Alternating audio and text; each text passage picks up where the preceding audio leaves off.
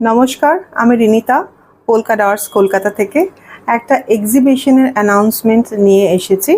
আমরা প্রথমবার কলকাতায় এক্সিবিশন করতে চলেছি। আগামী 3, 4 আর 5 তারিখ 3rd, 4th আর 5th অগস্ট আমাদের এক্সিবিশন হবে। এক্সিবিশনের ভেন্যু হচ্ছে royal Bengal room, city centre 1, salt lake. আগামী 3, 4 আর 5 তারিখ ডেটটা অবশ্যই মনে করে রাখবেন, একদম ভুলবেন না। শনি, রবি আর সোমবার।